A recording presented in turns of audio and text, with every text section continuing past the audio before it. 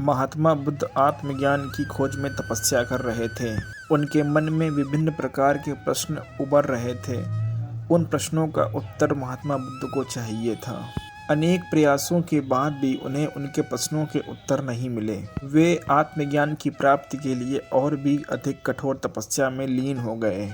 अनेक प्रकार के कष्ट सहन किए और कई सारी यात्राएं की, परंतु जो समाधान उन्हें चाहिए था वह उन्हें मिला नहीं। एक दिन उनके मन में कुछ निराशा का संचार हुआ और वह सोचने लगे, धन, माया, मोह और संसार की समस्त वस्तुओं का त्याग कर दिया, फिर भी मुझे आत्मज्ञान की प्राप्ति नहीं हुई।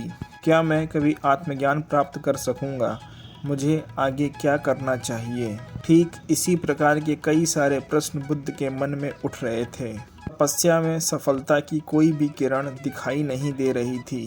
फिर भी महात्मा बुद्ध ने अपने प्रयासों में किसी भी प्रकार की कोई भी कमी नहीं छोड़ी। महात्मा बुद्ध उदास मन से अपने इन्हीं प्रश्नों पर मंथन कर रहे थे। इसी दौरान उन्हें प्यास लगी और महात्मा बुद्ध अपने आसन से उठे।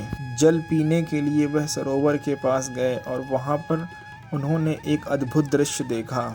एक गिलहरी मुंह में फल लिए एक सरोवर के पास आई। उस गिलहरी ने जैसे ही मुख सरोवर की ओर झुकाया तो वह फल उस गिलहरी के मुख से छूटकर उस सरोवर में गिर गया।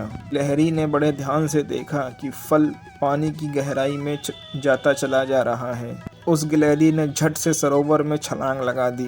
उसने अपने शरीर को पानी में भिगोया और वह बाहर आ गई। बाहर आकर उसने अपने शरीर पर लगा हुआ पानी झाड़ दिया और पुनः फिर से समंदर में कूद गई। गिलहरी ने यह क्रम लगातार जारी रखा। बुद्ध यह सब दृश्य देख रहे थे, लेकिन गिलहरी इस बात से अनजान थी। वह गिलहरी लगातार अपने काम में, अपने कृत्य में जुटी रही। बुद्ध सोचने लगे, यह कैसी गिलहरी है जो सरोवर का जल सुखाने चली है।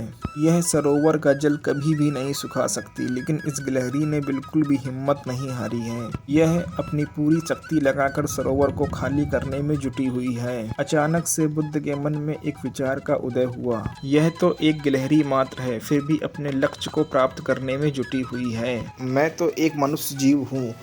मुझे आत्मज्ञान प्राप्त नहीं हुआ, फिर भी मेरे मन में निराशा के भाव आने लगे। अब मैं पुनः फिर से प्रार्थना में जुट जाऊंगा। इस प्रकार महात्मा बुद्ध ने उस गिलहरी से भी शिक्षा प्राप्त की और वह अपनी तपस्या में पुनः से जुट गए और फिर एक दिन उन्हें आत्मज्ञान की प्राप्ति हुई और वह महात्मा बुद्ध से भगवान बुद्ध हो गए। दोस्तों, इस कहानी से हमें यह सीख मिलती है जो महात्मा बुद्ध ने हमें ज्ञान दिया कि हमें कभी भी किसी भी चीज़ से हार नहीं माननी चाहिए, लगातार प्रयास करते रहना चाहिए और जितना हो सके हमें दूसरों से ज्ञान अर्जित करने की कोशिश हमेशा करते रहना चाहिए।